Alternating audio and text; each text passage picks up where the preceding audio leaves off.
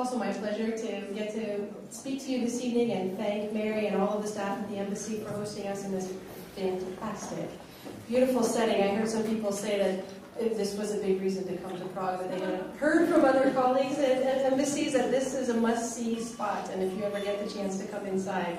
So I think this is a highlight for many people. I also have the great honor tonight to recognize all of our outstanding colleagues, but two advising centers in particular. Every year, Educational Testing Services recognizes a handful of outstanding academic advising centers around the world, overseas advising centers.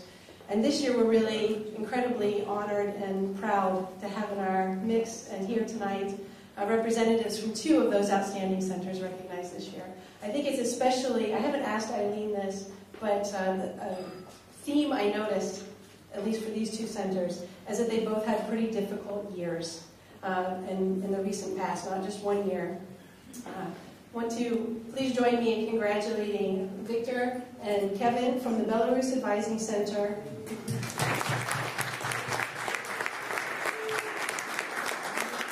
As many of you know, they actually had to leave Belarus, and we do advising in exile based in Vilnius. We do not want to abandon the wonderful students in Belarus, and they are leaders in the virtual advising because of the situation that they deal with, and they're contributing to the entire network and turning, as we say, lemons into lemonade. I also am very proud of our colleagues at the Center for International Education in Georgia.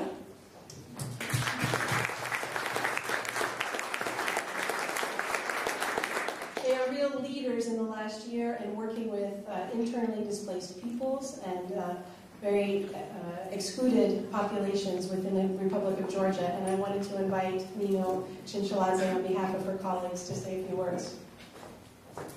Thank you. Good evening, everybody, and thank you for inviting us here.